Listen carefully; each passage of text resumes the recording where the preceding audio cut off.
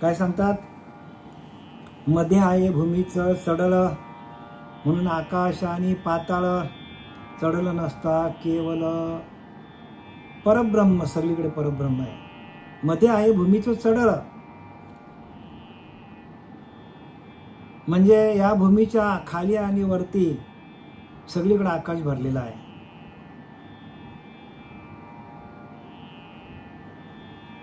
या आकाशाच्या मध्ये ही पृथ्वी आलेली आहे.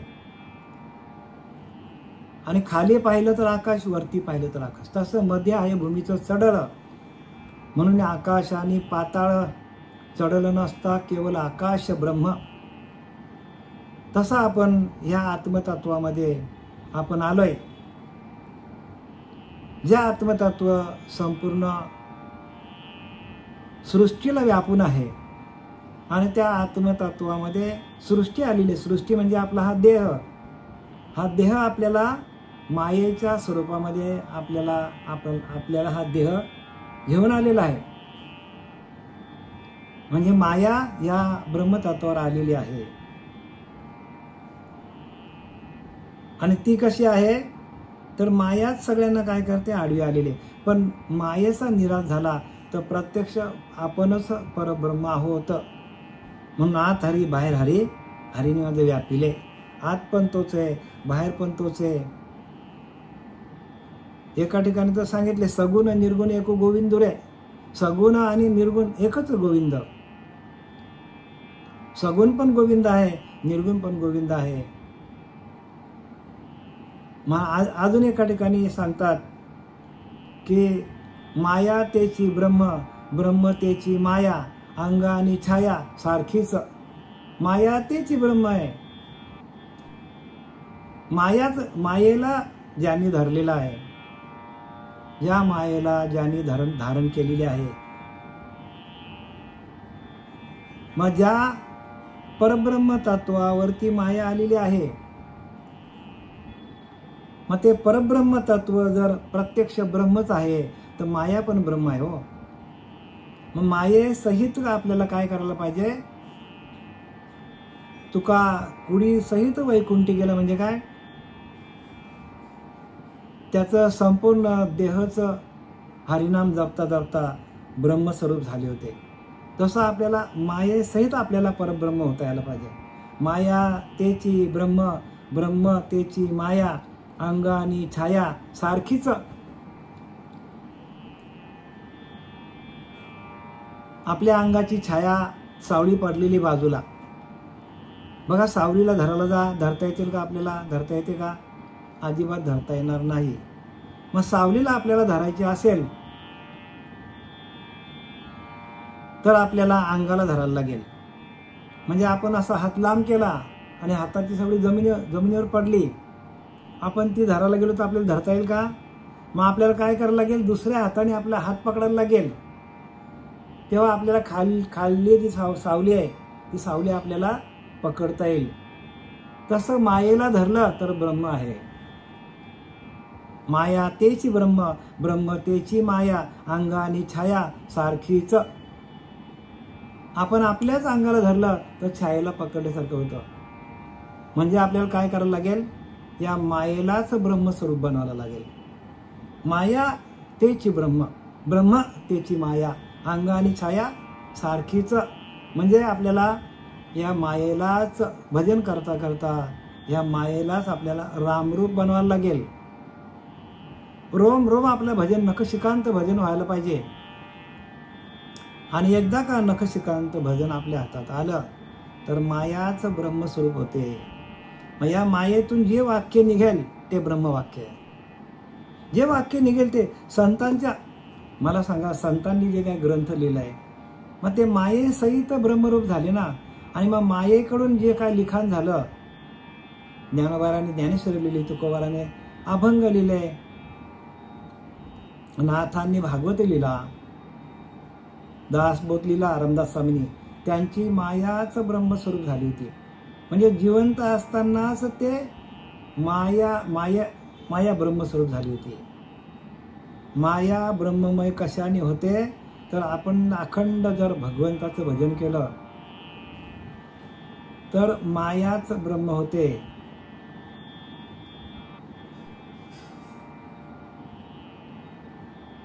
आणि ही माया एकदा का ब्रह्मस्वरूप झाली का या मायेच्या मुखातून, मायेच्या कानातून, मायेच्या नाकातून, मायेच्या डोळ्यातून जे जे आपण बघू, जे जे कानाने ऐकू, जे जे मुखाने बोलू, ते ते आपल्या संपूर्ण माया ब्रह्म झाल्यामुळे जे जे वाक्य निघेल ते ब्रह्मवाक्य आहे.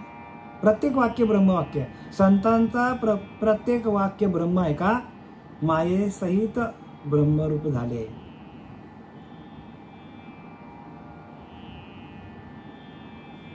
आणि म्हणून आपल्याला या मायेला काय करायचं? भजनाला लावायचं. तर मायेने ब्रह्म केला, भजन केला तर माया ब्रह्मरूप होते. आणि भजनच केला नाही, नुसता वाचन केला तर ती ज्ञानी होईल पण आत्मज्ञानी होणार नाही. ज्ञानी भरपूर लोक जगामध्ये, भरपूर लोक ज्ञानी आहेत, ज्याने त्याने बाजार मांडलाय जिकडे तिकडे, ज्ञानाचा बाजार मांडले हो. पण शेवटीला ज्ञानोत्तर भक्ती जी आहे ती खूप वेगळी आहे.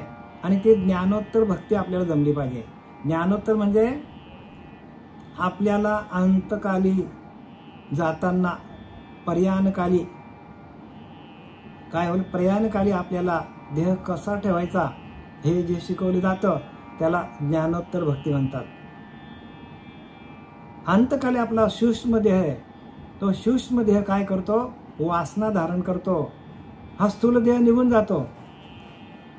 पंचमहाभूते पंचमहाभूतात गेली, पृथ्वीत गेली, आप आपामध्ये गेला, तेज तेजामध्ये गेला, वायू वायूमध्ये गेला. मग राहिला सूक्ष्म देह. त्या सूक्ष्म देहाकडे जशी वासना असेल तसा तो नवीन देह धारण करतो. म्हणून पंच प्राण स्थळ सोडिती, प्राणरूप वासना वृत्ती, वासना मिश्रित प्राण जाती, देह सोडून या. जशी वासना असेल तसा आपल्याला जन्म आहे. म्हणून आपली वासना ती समूळ खणून काढावी. आणि त्या आपल्याला वासना जी आहे ते भजनानंदामध्ये गेल्यानंतर आपल्याला वासना छळत नाही. कारण आपण भगवंताचं भजन केल्यानंतर त्या भजनामध्ये आपण भजन करता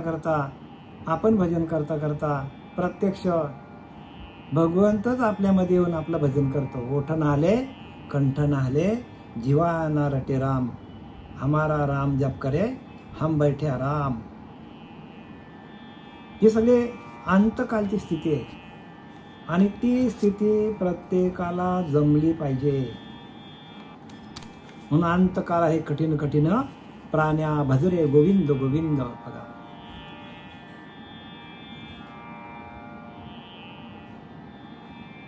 आणि म्हणून ज्ञानोबाला म्हणतात ते मरणा एलीचकडे मग मिळून गेले पुढे, मग मरणा अनेकाकडे जातील केवी. कसं सांगतात बघा ज्ञानोबा. 9व्या अध्यायामध्ये 365 ओवी आहे. ज्ञानोबा सांगतात ते मरणा एलीकडे मग मिळून गेले पुढे, मग मरण्या अनेकाकडे जातील कुठे. म्हणजे देह ठेवण्याच्या आधी त्या भजनाच्या माध्यमातून माझ्याशी एकरूप झाले. मरणा अलीकडे मग मिळून गेले पुढे, माझ्याशी एकरूप झाले भजनामध्ये. ते मरण्या अनेकाकडे जातील कुठे. मग मेल्यानंतर कुठे जाणार आहेत? ते मलाच येऊन भेटणार आहेत. आणि सगळ्या क्रिया आपल्याला भजनानंदातून भेटतात. आणि भजन आपण करायला पाहिजे. म्हणजे चिंतन सातत्याने भजन करायला पाहिजे. आपण काल या ज्ञानेश्वरी आणि अध्याय 8वा ब्रह्माक्षर निर्देश योग आणि त्यातली ओवी क्रमांक आपली चालू आहे 130. आपण काल आलो होतो 131 पर्यंत आपण आलो होतो. आता आपण 130 पासून सुरुवात करूया. तेही जे वेळी मी स्मरावा, तेवेळी स्मरिला की पावावा, ताभार होई जीवी सावेनी सावेची ना. मग भगवंत सांगतो, अरे ते भक्त असतात ना, भक्त ते माझं स्मरण करतात ना, त्यावेळी त्यांच्या स्मरणाबरोबर मी त्यांना पावतो. त्यांच्या प्रत्येक नामामध्ये, नाम कसा घ्यायचा तर प्रत्येक नामामध्ये आपल्याला त्या भगवंताची अनुभूती यायला, प्रत्येक नामामध्ये, प्रत्येक श्वासागणित आपल्याला भगवंताची प्रत्यक्ष अनुभूती यायला पाहिजे. नामाचं प्रधान उद्दिष्ट तेच आहे की आपण ज्या वेळेला नामस्मरण करतो त्यावेळेला आपल्या प्रत्येक श्वासामध्ये, प्रत्येक रोमामध्ये तो भगवंत आपल्याकडे आहे असे आपल्याला अनुभूती आली तर आपण तरलो. तरलेच तरतील हा भरोसा, नामधारकाचा ठसा. बघा 100% तरणार हो. तरलेच तरतील हा भरोसा आणि नामधारकाचा ठसा. ठसाव म्हटला पाहिजे आपल्या प्रत्येक श्वासागणित, प्रत्येक नामस्मरणागणित आपल्या अंतकरणात ठसाव म्हटला पाहिजे नामाचा. अशी अनुभूती प्रत्येक श्वासाला आपल्याला यायला पाहिजे. आणि ते अनुभूतीच आपल्याला भगवंतापर्यंत नेऊन सोडते. म्हणून आपण काय, परमदक्ष, सावध, साक्षेपी आणि परमदक्ष, त्याशी तात्काळची मोक्ष, ताबडतोब मोक्ष आहे. पण आपण सावध असलं पाहिजे. साक्षेपी आणि परमदक्ष म्हणजे परमार्थाविषयी अत्यंत दक्ष, म्हणजे भजनानंदामध्ये भजनाविषयी अत्यंत दक्ष असलं पाहिजे. भजन करताना आपण कुठल्या अवस्थेमध्ये आहोत, आपली बुद्धी जागृत आहे की नाही, आपलं मन जागृत आहे की नाही,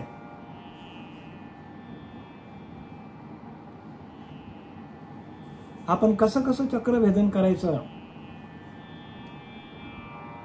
आणि चक्रभेदनानंतर आलेले अनुभव, जसं जसं आपण वरती जाऊ ब्रह्मरंध्राकडे तसा तसा देहाचा विसर पडला पाहिजे.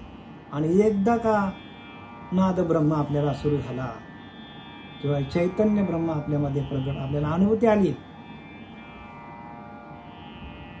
अनुभव बरं का, तुका म्हणे येथे अनुभव प्रमाण शब्दांचे गौरव कामा नये. बऱ्याचशा पंथामध्ये नुसतं शब्द सांगतात बस, अनुभव काहीच सांगत नाही. आपण ध्यानाला बसून आपली आपण काय करायला पाहिजे, अनुभूती घ्यायला पाहिजे. जेवताना आपल्याला अनुभव येतो की नाही, जेवण कसं आहे, आंबट आहे का, खारट आहे का, तिखट आहे का, तुरट आहे का, सगळं आपण चव घेत मस्तपैकी आपण जेवतो.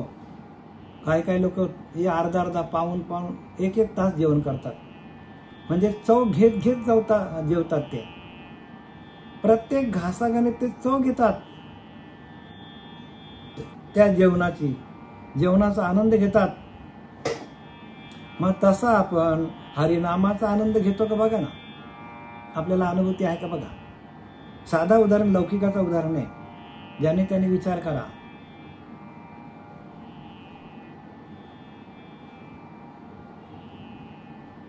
जेवताना आपल्याला अनुभव येतो की नाही, मिरची आपल्याला लागली तर किती मोठा अनुभव येतो आपल्याला, लगेच आपण पाणी घेऊन पितो. मग आपल्याला जेवताना तिखट लागला, गोड लागला अनुभव येतो.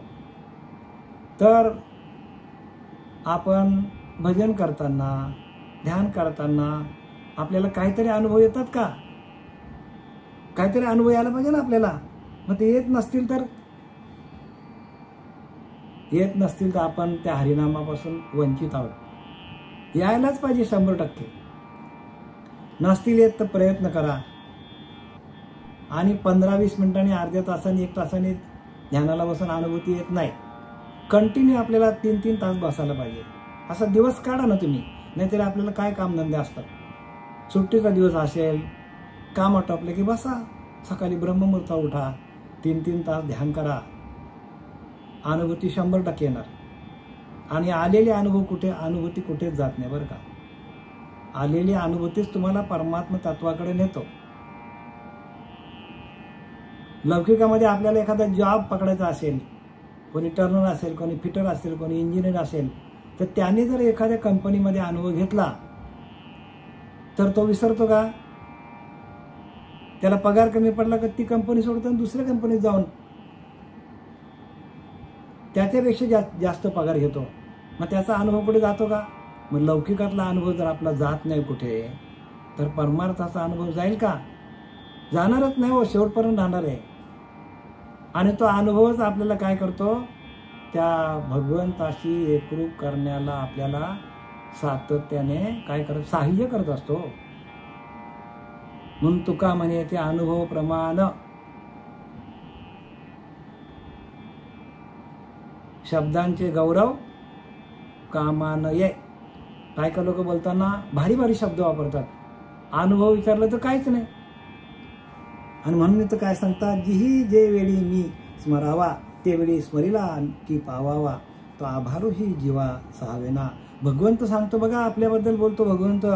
जो साधी भक्ती जरी केली एखाद्याने, तर त्या भक्तीचे ऋण माझ्या अंगावर असतात. भगवंत म्हणतो, जो जो साधक, जो जो भक्त माझा भजन करतो, माझं नामस्मरण करतो, त्या नामस्मरणातून मी त्यांच्या जोडीलाच असतो.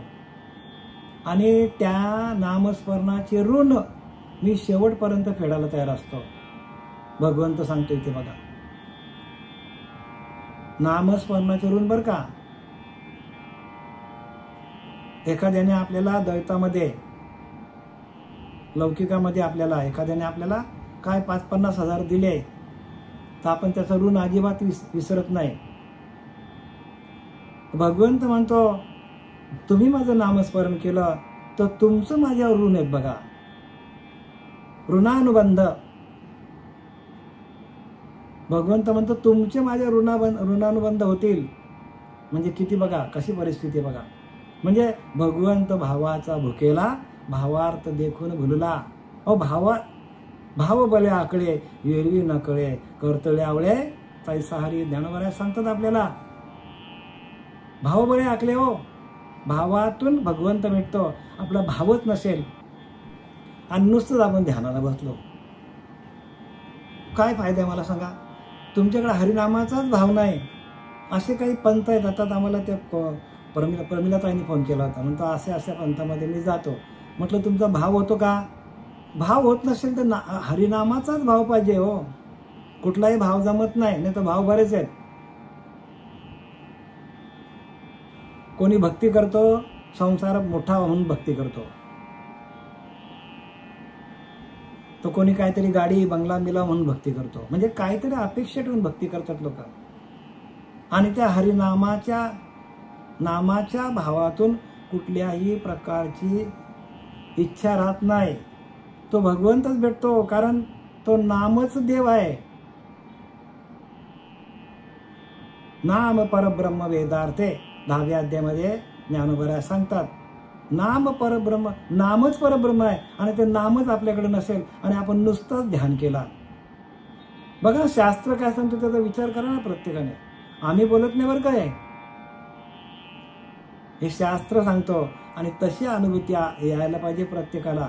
आणि तशी अनुभूती आमच्यापर्यंत आपले सद्गुरू सच्चिदानंद सद्गुरू श्रीपाद बाबा, पांडुरंग देवकर बाबा, रामदास बाबा यांनी अनुभूती आणून दिली, नाना बाबा. आणि म्हणून आम्ही हे बोलतो बाबा, अनुभव प्रमाण अनुभव पाहिजे. म्हणून तुकोबाऱ्या बोलले काय शेवटीला, अनुभव आले ते या जगा दे तसे. जगाला आम्ही द्यायला सुटलोय, जगाला वाटच सुटल्यात ते.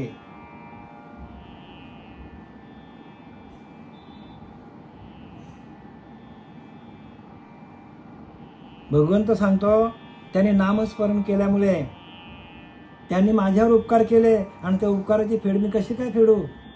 हा भगवंताची ब्रीदवाक्य बघा. म्हणजे किती कळवळ आहे हो.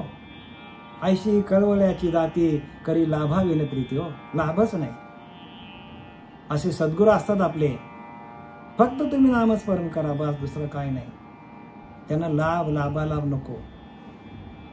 लाभ कुठल्याच प्रकारचा संतांना नको असतो. फक्त तुम्ही तुमची सुटका करा एवढंच बस. ते ऋणवैपण देखोनी अंगी, मी आपल्याची उत्तीर्ण त्वा लागी. भक्तांची या तनु त्यागी परिचर्या करी. आता या 31व्या ओळीमध्ये सांगतात, 131व्या ओळीमध्ये ज्ञानोबा सांगतात की बघ अशा प्रकारे आपण ऋणी झालो आहो हे पाहून त्यातून उतराई होण्याकरता मी आपल्या भक्तांच्या अंतकाली त्यांची सेवा करतो. बघा, भगवंताला आपली काळजी आहे. आपण भगवंताची काळजी करतच नाही, पण भगवंताला आपली काळजी आहे. कधी कधी तर तुम्ही नामस्मरण केला तर. नाम पाहिजे बरं का आपल्याकडे, नाम. आणि म्हणून त्याला नाम म्हणतात की जे अखंड चालतं, रोमारोमामध्ये अखंड भजन चालतो, त्याची प्रत्यक्ष अनुभूती येते, त्याला नाम म्हणतात. आत्मसाक्षात्कार होतो, आपल्याच आत्म्याचा आपल्याला आत्मसाक्षात्कार होतो, म्हणून त्याला नाम म्हणतात. लांब जायची गरज नाही. भगवंत म्हणतो त्यांनी माझं नामस्मरण केलं तर ऋणानुबंध आहेत माझ्यावर. आपण म्हणायला पाहिजे की आपल्याला जन्माला घातले देवाने, हे ऋणानुबंध आपण कधी फेडायचे. चांगले आपल्याला हातपाय दिल्यात, नाक दिल्यात, डोळे दिल्यात, चांगलं दिलं आपलं शरीर. खातो पितो मस्तपैकी झोपतो, भोग भोगतो, अनेक प्रकारचे संसारातले भोग भोगतो. डोळ्याने चांगल्या वस्तू बघतो आपण. नाही, भगवंताने आपल्यावर उपकार केलेले आहेत, आपल्याला नरदेह दिलेला आहे. आणि असा नरदेह मिळून जर त्याचं भगवंताची एकच इच्छा आहे, तुम्ही काही करू नका, माझं भजन करा बस. एकच भगवंताची इच्छा आहे. अखंड चिंतन एवढ्यासाठी जन्म मिळालेला आहे. अखंड चिंतन विठोबाचे तुकोबारांचं ब्रीदवाक्य आहे. जिथं जाल तिथं आसनी शयनी भोजनी विसर नाही माझ्या नामी तया नाम आत्मज्ञानी. बोली जे पार्था त्याला आत्मज्ञानी म्हणतात. हो, झोपताना, उठताना, बसताना, खाताना, पिताना. पण एवढं येण्यासाठी सद्गुरूंची कृपा लागते. काय लागते याला? सद्गुरु कृपा. तेची गुरुकिल्ली आहे. जेणे ज्ञानदृष्टी प्रकाशले. सद्गुरूच्या कृपेतून आपली ज्ञानदृष्टी प्रकाशित होते. तुमच्याकडे ज्ञान आहे, पण ते दिव्य दृष्टी प्रकाशित करणारा जोपर्यंत श्री गुरु जीवनात येत नाही, तोपर्यंत आपल्याला त्या ज्ञानाचा काहीही फायदा होणार नाही.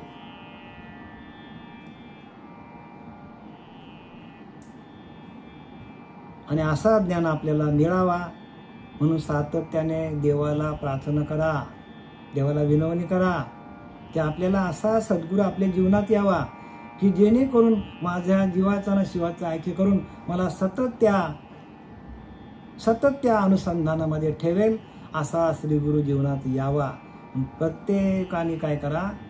भगवंताला विनंती करा, तरच भगवंतापर्यंत पोहोचू आपण. कारण मायेला पण त्यानेच निर्माण केले आणि ब्रह्म तो स्वतः त्याच्यामध्ये आहे. मी अधिष्ठिली या प्रकृती होय चराचराची या संभूती, म्हणून मी हेतू उपपत्ती घडे या. 9व्या अध्यायामध्ये 10व्या श्लोकामध्ये सांगतात, मी या अधिष्ठिली या प्रकृती. प्रकृतीचा अधिष्ठान मी धारण केलाय, त्या गवताचा अधिष्ठान मी धारण केलाय, झाडाचा अधिष्ठान मी धारण केलाय, त्या कुत्र्यामध्ये मी, हे मांजरामध्ये, उंदरामध्ये, इंद्रामध्ये, सगळीकडे मीच भरलेला आहे. प्रत्येकाच्या देहामध्ये तो आहे परमात्मा. मग तो आहे तर आपल्याला त्याची अनुभूती का येत नाही? अनुभूती न येण्याला एकमेव कारण का असेल तर आपला अंतःकरण मलिन आहे. त्या अंतःकरणावर मळ विक्षेप आवरण आलेला आहे. आणि ते मळ विक्षेप आवरण अहंकार, रजगुण, तमगुण यांना बाजूला करणारा एकमेव शस्त्र आपल्या हातात नाही. ज्ञानदेव म्हणे हरिनामाचे शस्त्र, आणि ते आपल्या हातात नाही. आणि अनेक पंथामध्ये शस्त्र देत नाही, फक्त ध्यानाला लावतात. त्याच्यातून आपल्याला फक्त तेवढ्या वेळा आनंद मिळेल, पण परमानंद मिळणार नाही. सकळ दुःखाची निवृत्ती, परमानंदाची प्राप्ती. सकळ दुःखाची निवृत्ती म्हणजे अनेक जन्मामध्ये आपण दुःख भोगले, त्या सर्व दुःखातून आपण निवृत्त होतो. म्हणून ज्ञानदेव चित्ती हरिपाठ नेमा मागील या जन्मी मुक्त झालो. ज्ञानोबा सांगतात ज्ञानदेव चित्ती, या चित्तामध्ये जायला पाहिजे. चित्ती प्रगटे चैतन्य घन, चित्तामध्ये जायला पाहिजे. हो, ज्ञानदेव चित्ती हरिपाठ नेमा मागील या जन्मा सगळ्या मागच्या जन्मातून मुक्त झालो अशी अनुभूती या नामस्मरणातून येतो. मग जो नाम भगवान शंकरांनी जपला, जो नाम नवनाथांनी जपला, जो नाम दत्त महाराजांनी जपला, जो नाम भगवान रामाने जपला, जो कृष्ण परमात्म्याने जपला, जो जनाबाईने जपला, अशा त्या नामाला आपण काय करायला पाहिजे, दृढ धरायला पाहिजे. आणि तसा श्री गुरु जीवनात येत नाही तोपर्यंत आपल्याला ज्ञान मिळेल, पण मुक्तीपर्यंत जाण्याचा मार्ग एकच आहे. ते ऋण वायपन देखोनी अंगी. बघा भगवंत म्हणतो तुमच्या नामस्मरणाचे ऋण, तुम्ही नामस्मरण केलं तर भगवंत म्हणतो माझ्यावर मी ऋणानुबंध होईल तुमचा, मी तुमच्या ऋणाला बंधनकारक होईल, म्हणजे तुमचे ऋण मला फेडावे लागतील. भगवंत सांगतो बरं का. म्हणजे एवढे तर नामाला किंमत आहे. म्हणून काही नका करू, काय करा तर नामस्मरण करा, संत संग करा, ध्यान करा, श्रवण भक्ती करा. कारण श्रवण ही काय भक्तीची पहिली पायरी श्रवण आहे. आणि ती जर तुम्ही मजबूत केली तर पुढच्या पायऱ्या तुम्हाला सहज मिळतील. पहिलीच पायरी आपण चढलो नाही तर आत्मनिवेदन भक्तीपर्यंत आपण कसं काय जाणार, कसं काय जाणार मला सांगा. जाता येणार नाही आपल्याला. म्हणून श्रवणाचा आनंद सगळ्यात महत्वाचा आहे. जया नाही श्रवण स्वार्थ, तेथे कैसा व परमार्थ, मागे केले तितके व्यर्थ, श्रवणे विना. मागे जी जी भक्ती केली ती सगळी फुकट जाईल. श्रवण भक्ती करावं लागेल आपल्याला. श्रवणातून अंतःकरण शुद्ध होतं, श्रवणातून आपला हृदय दरवला जातो, श्रवणातून आत्मस्वरूपाची ओळख होते.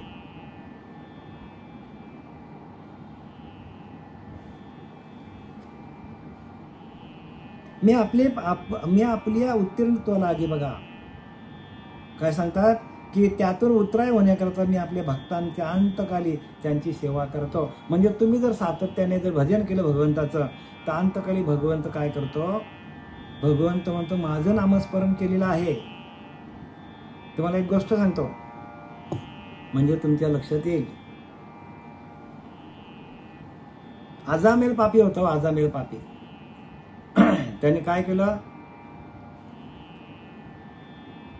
काय केलं, जंगलात राहायचा तो. आणि त्यांनी एक काय केलं, त्याने गणिका आणून ठेवली होती. गणिकेशी लग्न लावलं त्याने. आणि त्या गणिकेबरोबर त्याने दिवस काढले. आणि त्या गणिकेपासून मुलं पण झाली त्याला. आणि त्या गणिकेच्या घरी एक दिवस साधू आले जंगलातून. पाऊस खूप पडत होता. आणि त्यांच्या घरी जंगल असल्यामुळे एकच झोपडी होती. त्या झोपडीच्या खाली त्या साधूंनी आश्रय घेतला. आश्रय घेतल्यानंतर तिथे थांबले तर तिला विचारलं की आम्ही इथे बाबा आता पुढे खूप जंगल आहे, रात्र झाली, थांबू का. तर ती म्हटलं थांबा. ती म्हणाली थांबा. पण तिकडनं तिचा नवरा आला, आजामेल पापी.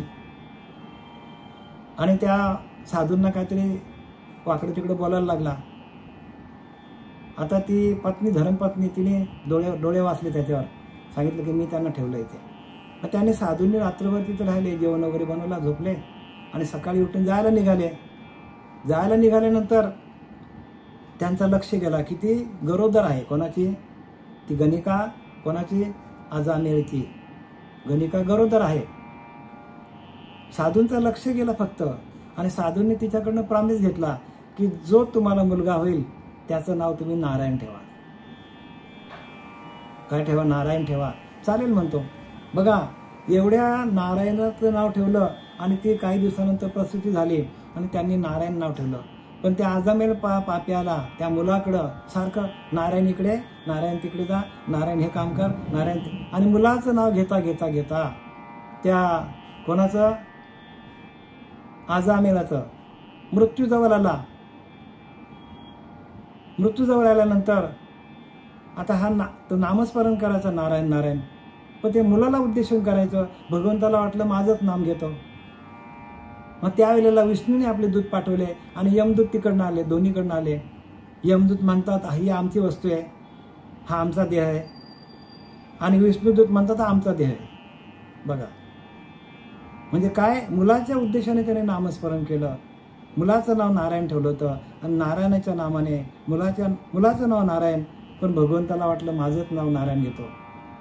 आणि एवढ्या एका नारायण नामासाठी ते विष्णुदूत त्याला घेऊन गेले आणि यमदूत तिथनं पळून गेले. म्हणजे नामाचा परिणाम किती बघा. म्हणून भगवंत म्हणतो की तुम्ही नामस्मरण केलं तांतकालिक मला तुमचं सांभाळ करण्याचं काय आहे, माझं काम आहे. तुमचं माझ्यावर ऋण आहे. म्हणजे भगवंतावर आपण ऋण करतो असं होतो. खरं म्हटलं तर भगवंताने आपल्यावर ऋणानुबंध बरेच केलेले आहेत, पण आपला धाडस वाढवण्यासाठी ज्ञानोबारायांनी भगवंताने आपल्याला आपला धाडस वाढावा म्हणून आपल्याला ही सूट दिलेली आहे. आपल्याला जीवनामध्ये आपण मनुष्य देहाला येऊन आपण अनेक पापं केल्यानंतरही आपल्याला भगवंताचं चिंतन केल्यानंतर या अनेक पापाचा आपला नाश होतो आणि भगवंताची याच देहामध्ये भेट होतो. आणि सांगतो की आपल्या भक्तांच्या अंतकाली त्याची सेवा करतो आणि भगवंत आपली सेवा करायला येतो. देह वैकल्याचा वारा धने लागेल या सुकुमारा, म्हणून आत्मबोधाची या पांजिरा सुये तया ते. काय सांगतात, देह वैकल्याचा वारा. आणि अंतकाली आपल्याला देहाला खूप त्रास होतो. हजारो विंचू चावल्याची आपल्याला वेदना होतो. देह सोडताना विचार करा, आपण कोणाचा धावा करणार. त्यावेळेला आपल्याला नातेवाईक वाचू शकत नाही. देवालयातला उठून देव वाचील का आपला जीव, अशी परिस्थिती होते. वाचने आपल्याला बोलता येत नाही. राम डोळे बंद होतात, काही दिसत नाही, डोळ्यासमोर अंधार येतो. कान बंद पडतात, एका अंगातून वायू बाहेर पडतो. हात आपला विकलांग होतो, पाय आपले काम करत नाही. माणूस अंतरुणामध्ये सगळी घाण करतो. अशी माणसाची अवस्था होतो बघा. आणि म्हणून काय करावं की अंतकाल आहे कठीण कठीण प्राण्या भजरे गोविंदो गोविंदो. बघा अंतकाल आपल्याला चांगला जायला पाहिजे. याच्यासाठी आत्ताच आपल्याला सराव करायला पाहिजे भगवंताच्या नामस्मरणाचा. आणि म्हणून आपल्याला ज्ञानोबारांनी धारिष्ट वाढवलेलं आपल्याला या भजनामध्ये. देह कैवल्याचा वारा बघा, म्हणजे देह वैकल्याचा वारा. देह विकलांग होतो, हळूहळू आपली शक्ती कमी होते, म्हातारपण येतो, जर्जरपण येतो. काही माणसाला हातपाय हलवता येत नाही. मग अशा वेळेला आपल्याला भजन करता येत नाही. मग त्यासाठी भगवंत म्हणतो, अरे ज्याने आयुष्यभर माझं नामस्मरण केलं, अंतकाली त्याचं नामस्मरण नाही झालं तरी मी त्याला घेऊन जायला येतो. आता मी तुम्हाला उदाहरण दिला. अजामेल पातेने काय केलं, आपल्या मुलाचं नाव ठेवलं नारायण. विचार करा. आणि ते पण साधूंच्या शब्दानुसार बरं का. साधूंच्या शब्दाला किंमत येते. स्वतःच्या मताने त्याने ठेवलं का नाही हो. म्हणून साधू येते घरा तोच दिवाळी दसरा. साधू ज्यांच्या घरामध्ये येतात ना तोच दिवाळी दसरा. म्हणजे काय, दिवाळी म्हणजे आनंदाची दिवाळी. आनंद म्हणजे आपल्याला आत्मानंद मिळतो. दशहरा म्हणजे काय, 10 इंद्रियांना एका आत्मतत्वाकडे आणणे आणि 10 इंद्रियांकडे जे काय वाईट कृत्य होतो ते बंद करणं आणि एका आत्मस्वरूपाशी एकरूप राहणं. संत येती घरा तोची दिवाळी दसरा. तो दिवाळी दसरा आहे हो.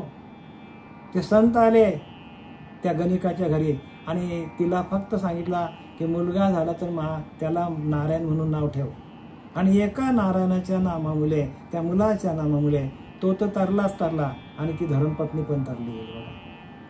एवढं सोपं नाम भगवंताचं आहे. पण साधूच्या कृपेने हे सगळं होतं. देह वैकल्याचा वारा झने लागे या सुकुमारा. म्हणजे सुकुमारा म्हणजे काय, भगवंत आपल्याला कुमार म्हणजे लहान समजतो. तुम्ही किती मोठे व्हा, म्हातारे झाले तरी भगवंत आपल्याला लहानच समजतो. आपण भगवंताची लेकरच आहोत. साप आपण म्हातारे झालो तरी पण आपण भगवंताचा लेकरूच आहोत. जसं आपल्या आईला वाटतं की आपला लेकरू कितीही मोठा झाला तरी तो लहान आहे, तसं भगवंताला वाटतो सुकुमारा. माझा भक्त कसा आहे, लहानच आहे. कसा भाव घातला बघा माऊलीने. काय ज्ञानेश्वरी सांगते आपल्याला. आणि आपण चाललो कुठे, कुठल्या कुठल्या पंथामध्ये काय काय सांगतात त्याचा अर्थ. का तर एक तुमच्याकडे अनुग्रह नाही. अनुग्रहाशिवाय हे होणार नाही. अनुग्रहाचं पठण, अनुग्रहाचं भजन आपल्याला सातत्याने खूप काळ आपल्याला करावं लागेल. म्हणून ज्याच शनी अनुग्रह दिला त्याच शनी मोक्ष झाला. वंदन काय आत्म्याला बोलूच नाही संत रामदासांनी ताबडतोब अनुग्रह दिल्या दिल्या आपल्याला ब्रह्माचा अनुभव येतो. ब्रह्मबोध होतो आपल्याला. आपणच परब्रह्म आहोत असा आपल्याला बोध होतो. आणि ज्यावेळेला असा आपल्याला बोध होतो तेव्हा आपल्या वाचेतून सहज उपदेश बाहेर पडतो. सहज बोलणे हितोपदेश. सहज बोलला तरी आपला हिताचा निघतो. सहज बोलणे बरं का. जयांतरी भगवंत अचल राहिला निवांत. तो स्वभावे जे बोलत ते ब्रह्मनिरूपण. आणि ते ब्रह्मनिरूपण सहज बाहेर पडतो. देह कैवल्याचा वारा झने लागेल या सुकुमारा. म्हणून आत्मबोधाची या पांजिरा सुये तयाते. म्हणून आत्मबोधाच्या पांजिरा भगवंत काय करतो, त्याला आत्मबोधाचा पिंजरा करतो. त्याच्यासाठी, त्या भक्तासाठी पिंजरा निर्माण करतो.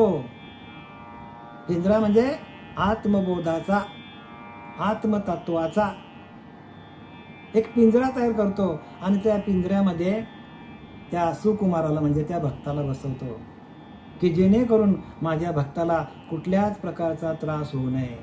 आत्मबोधाची या पांजिरा,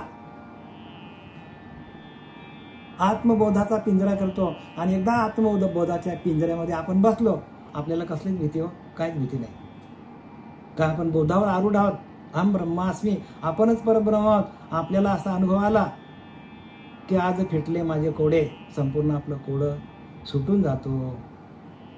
आपलं कोडं सुटून जातो बरं का. कशातून? अनुग्रहातून. म्हणून अनुग्रह म्हणजे आपलेच ज्ञान, आपलेच ध्यान. आपणच ब्रह्म आहोत. अनुग्रह करी भ्रमाचा निरास. सगळा भ्रम आपला घालून टाकतो. आपला संपूर्ण भ्रमच निघून जातो.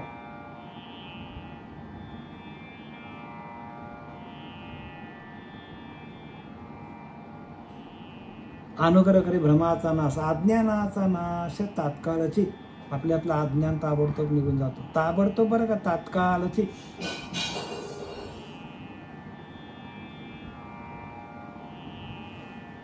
बरंच काय आपल्याला सांगता येईल, पण आपल्याला इकडे वळूया. देह वैकल्याचा वारा झने लागेल या सुकुमारा. म्हणजे आपल्याला काहीतरी व्याधी लागतील, काय लागतील, आपल्याला त्रास होईल, अंतकालीन आपल्याला त्रास होईल. याच्याकरता भगवंत आपल्या काय करतो, त्या बोधावर आपल्याला आरूढ करतो. देह आत्मबोधाची या पांजिरा सुये तयाते. सुये तयाते म्हणजे सुरक्षित ठेवतो आपल्याला. आत्मबोधाच्या त्या पांजिऱ्यामध्ये, त्या पिंजऱ्यामध्ये आपल्याला सुरक्षित ठेवतो भगवंत. भगवंत स्वतः आपल्याकरता धावून येतो.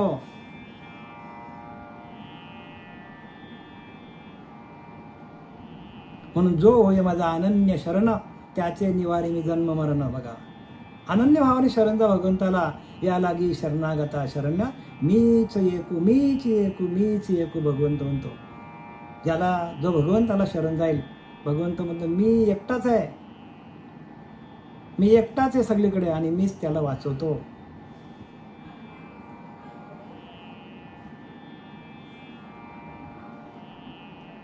भगवंत पुढे सांगतो, ते वर्तत दिसती देही, देहीना त्यांच्या ठाई, मी तयांच्या हृदय समग्र असे.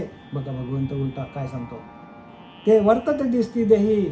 ते भक्त देहामध्ये देहाचं वर्तन करतात, सगळी कर्म करतात. ते वर्तत दिसती देही, देहीना त्यांच्या ठाई, पण मी तयांच्या हृदय समग्र असे. मीच त्यांच्या हृदयामध्ये समग्रपणाने जातो, त्यांच्या देहामध्ये, त्यांच्या हृदयामध्ये, आणि मी त्यांची सगळी कामं करतो. जसं आपल्याला माहीतच आहे, नाथबाबांची कामं कोणी केली? भगवान कृष्ण परमात्मा प्रत्यक्ष त्यांनी नाथबाबांच्या कडे राहून 36 वर्ष काम केलं बघा.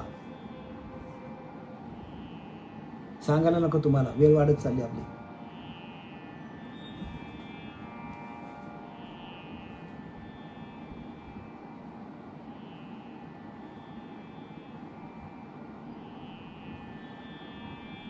वरी आपुलिया स्मरणाची वाहिली, वरी आपुलिया स्मरणाची वाहिली, हिव ऐशी करी सावली, ऐसे नित्य बुद्धी संचली, मी आणि तया ते. काय सांगतात? त्या पिंजऱ्यावर माझ्या स्मरणाची आल्हाददायक थंडगार अशी सावली करतो. आणि त्या आत्मबोधाचा जो पिंजरा आहे त्या पिंजऱ्यावर मी भगवंत सावली करतो. बघा कुठल्या कुठे भगवंताचा भाव आहे त्या भक्तावर.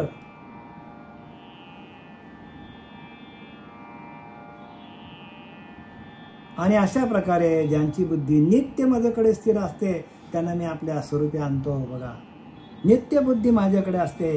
ज्या भक्तांची नित्य बुद्धी माझ्याकडे असते, सातत्याने त्या चित्तामध्ये त्या बुद्धीमध्ये माझे नामस्मरण असतो, त्यांच्यावर माझा सातत्याने लक्ष असतो. बघा, जराही लक्ष विचलित करत नाही.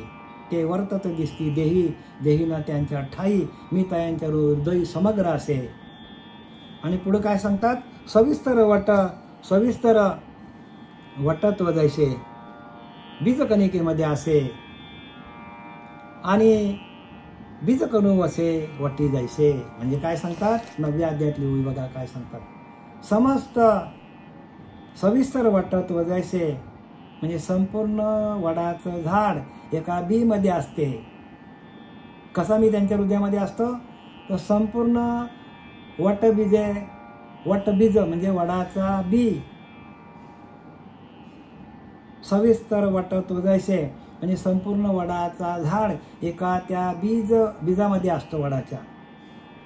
आणि ते वडाच्या बीजाचाच झाड होतो. आणि त्या झाडाच्या परत वडाच्या झाडाच्या फळामध्ये जी बी असतो त्या बीजमध्ये पण मीच असतो. म्हणजे सगळीकडे मीच आहे. काय सांगतात? त्या भक्तासाठी सगळीकडे मीच भरलेला असा असतो. आणि मी त्याला कुठेही जाऊन देत नाही. का? तर मी त्याच्यावर प्रेम करतो. आपण पहिल्यांदा, म्हणून मी काय बोललो, तुम्ही 10 पावलं चालायला शिका, 1000 पावलं भगवंत तुमच्यासाठी येईल. आपण 50 पावलं चाललो तर भगवंत 1000 पावलं आपल्यासाठी येईल. 5 पावलं चाललो तर आपण 100 पावलं भगवंत. पण आपली तयारी पाहिजे. आणि भाव आपला कसा पाहिजे? जैसा भाव तैसा देव. जसा आपला भाव असेल तसा भगवंत. मग देव भावाचा भुकेला, भावार्थ देखून बोलला, संकटी रक्षे भाविकाला, संकटी काळी भाविकाला रक्षित असे. संकट आला तर त्या भाविकाला, त्या भक्ताला देवच रक्षण करतो. कोणी वाचवले येत नाही बरं का. आपले नातेवाईक असतील, आपली मुलं असतील, आपली बायका असतील, आपली पोरं असतील, नातेवाईक असतील, काका असतील, मामा असतील, कोणीही उपयोगाला येत नाही.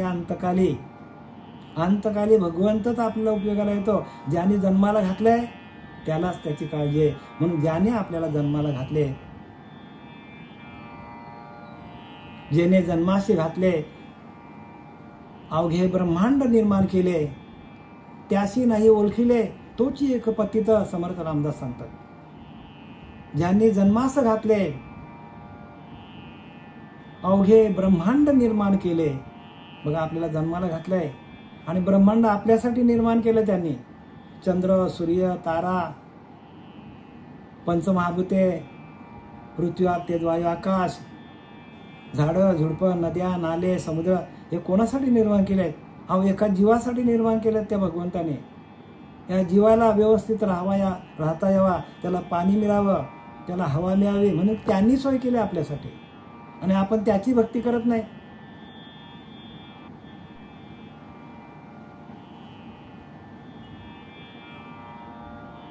ज्यांनी आपल्याला जन्माला घातलं, ज्याने जन्माशी घातले, अवघे ब्रह्मांड निर्माण केले, त्याशी नाही ओळखिले, तोची एक पतीचं. जन्माला येऊन फायदा काय?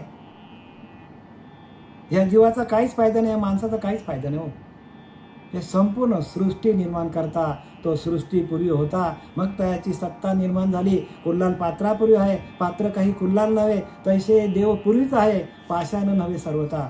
देव म्हणजे काय दगड आहे का सांगतात रामदास स्वामी.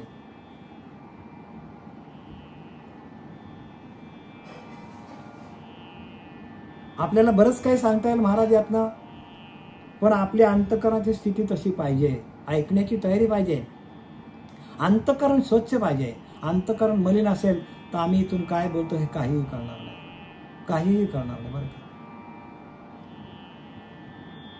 त्याच्यासाठी अंतःकरणाची शुद्धता होण्यासाठी अनुग्रह सगळ्यात महत्वाचा आहे. आम्ही घडी घडी अनुग्रह अनुग्रह काय म्हणतो. प्रत्येक संतांनी अनुग्रह घेतलेला आहे आणि त्या अनुग्रहाचा जो बीज मंत्र आहे, तो बीज मंत्र कसा मिळेल, कुठून मिळेल याची प्रत्येकाला चिंता असली पाहिजे. ती चिंता करा. एकदा बीज मंत्र तुमच्या हातात आला की ज्याच क्षणी अनुग्रह दिला त्याच क्षणी मोक्ष झाला. आपल्याला मोक्ष ताबडतोब आहे. मोक्षाचा मंत्र अनुग्रह आहे आणि त्या अनुग्रहाच्या मागे लागा.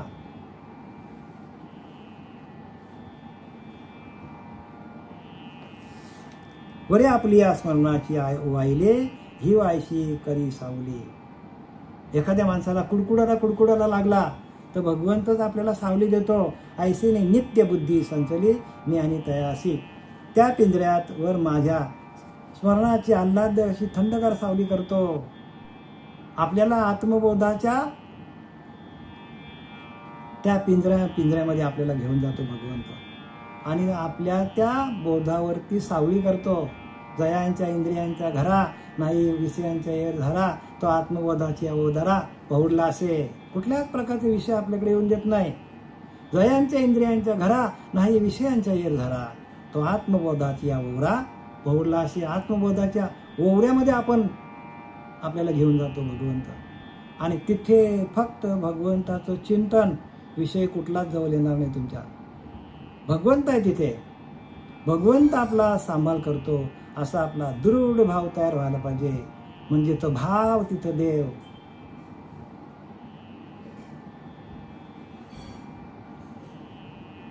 जिथं भाव तिथंच देव आहे हो. एरवी तरी पाही जो जैसे माझ्या ठाई भजे, तो या मीही तैसाच भजे. जो जसा मला भासतो तसा मी त्याला देतो. व देख मनुष्य जात सकळ स्वभावताच भजनशील झाले असे केवळ माझ्याच ठाई परिज्ञाने विनन असिले बुद्धी भेदाशी आले कल्पना तिची कल्पले अनेकत्व. माझा अनाम्या नाम ठेवीती. बघा मला नाव नाही पण मला नावाने हाक मारतात. स्वभावताच भजन चालू आहे तुमचा, त्याच्याकडे लक्ष नाही आपला आणि त्या भजनाकडे जायला पाहिजे आपण. आणि तो भजन आपल्या हातात आला, हरी आला हाता, मग काय भय चिंता. तुकाराम महाराज म्हणतो झाला सफल व्यापार. मनुष्य देहाला येऊन माझा व्यापार मी सफल केला. कसा केला तर मला बाबाजी चैतन्यासारखे गुरु भेटले आणि त्यांनी अनुग्रहित केला, डोक्यावर हात ठेवला. तसा आपल्या जीवनामध्ये जोपर्यंत बाबाजी चैतन्यासारखे गुरु येत नाही, डोक्यावर हात ठेवत नाही, त्या पिंजऱ्यावर माझ्या स्मरणाची आल्हाददायक थंडगार अशी सावली करतो. बघा त्या आत्मबोधाच्या पिंजऱ्यावर काय करतो, थंडगार सावली करतो भक्ताच्या. आणि अशा प्रकारे ज्यांची बुद्धी नित्य माझ्याकडे स्थिर असते त्यांना मी आपल्या स्वरूपी आणतो. बघा ज्याची नित्य बुद्धी चित्ती ज्ञानदेव चित्ती म्हणजे चित्तामध्ये अखंड भजन चालू आहे, त्यांना मी माझ्या आत्मस्वरूपाशी आणतो. स्वतः भगवंत आपल्याला न्यायला येतो असं ज्ञानोबा सांगतात बरं का. ओवी क्रमांक आहे, अध्याय आहे कितवा, अध्याय आहे 8वा आणि त्याला 8वा बरं का, त्याला 8व्या अध्यायाला 8वा का तर ते ब्रह्माक्षर निर्देश योग ज्याचा कधीही नाश होत नाही असं ज्ञान याच्यामध्ये. आपण मेलो म्हणजे आपल्यावर ज्ञान पण गेला की काय. आत्मा तर कधीच मरत नाही. दिस सोल नेव्हर डाय. कधीच मरत नाही आत्मा. It is very ancient. खूप पुरातन आहे आत्मा हो. आपण पुरातन कालचे आहोत. It is everywhere. तो सगळीकडे भरलेला आहे हो आणि आपल्याला तेच जाणीव नाही. आणि अखंड दासबोध लिहिला रामदास स्वामींनी आणि सांगितले जाणीव म्हणजे देव, एका शब्दात सांगितले.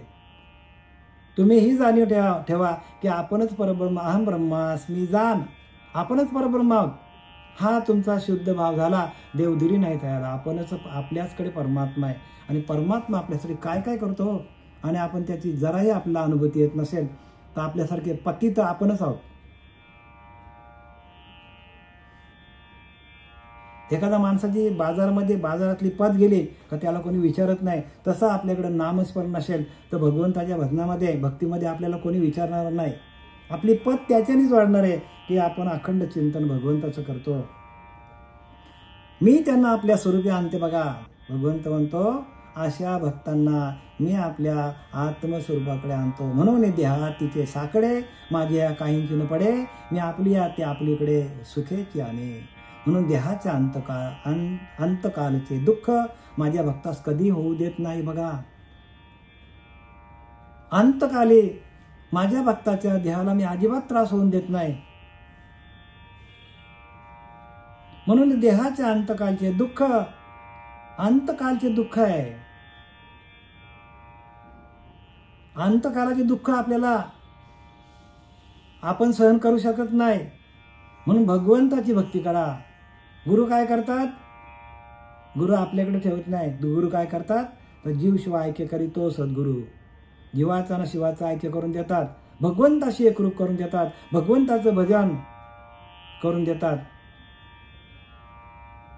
भगवंताच्या भजनाशी एकरूप करून देतात. आणि त्याला गुरु म्हणतात की जे आपल्या आतमध्ये नाम चालू आहे त्याची ओळख करून त्याच्याशी एकरूप करून देणं म्हणजे भक्ती आहे. मग देहाच्या अंतकालचे दुःख माझ्या भक्तास कधी होत नाही व माझा जो भक्त आहे त्याला मी सुखाने आपल्याकडे आणतो बघा. भगवंत काय करतो? एवढी आपली जबाबदारी भगवंत घेतात. पण तुमच्याकडे नामस्मरण असलं पाहिजे. काय असलं पाहिजे? नामस्मरण असलं पाहिजे. आणि त्या नामस्मरणाच्या माध्यमातून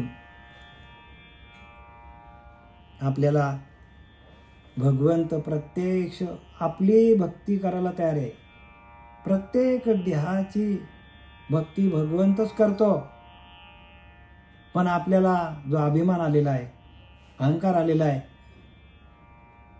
त्या अहंकाराच्यामुळे आपल्याकडे ती भक्ती टिकत नाही. आपल्याला प्रत्येकाला असं वाटतं की मीच चालवतो.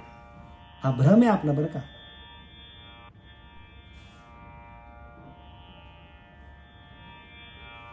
म्हणून ज्याने आपल्याला जन्म दिला, ज्याने आपल्या जन्मास घातले, अवघे ब्रह्मांड निर्माण केले, त्याशी नाही ओळखिले तोची एक पतित आपण.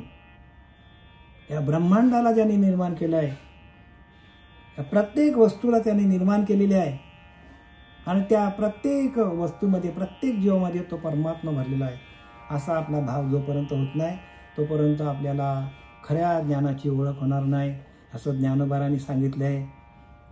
झालेली सेवा आपले सच्चिदानंद सद्गुरू पांडुरंग देवकर बाबा, सच्चिदानंद सद्गुरू श्रीपाद बाबा, सच्चिदानंद सद्गुरू रामदास बाबा, सच्चिदानंद सद्गुरू रोहिदास बाबा, सच्चिदानंद सद्गुरू नारायण बाबा, सच्चिदानंद सद्गुरू नारायण बाबा, सच्चिदानंद सद्गुरू नारायण बाबा यांच्या चरणी समर्पित करीत आहे. पुंडलिकावर हरे विठ्ठल श्री ज्ञानदेव तुकाराम पंढरीनाथ भगवान की जय. माऊली ज्ञानेश्वर जगद्गुरु जगद्वंद्य तुकाराम महाराज, शांती ब्रह्म एकनाथ महाराज, अवधूत चिंतन श्री गुरुदेव दत्त.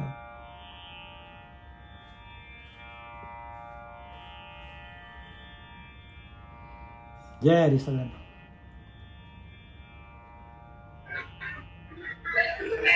जय हरी जय हरी जय हरी. जय हरी.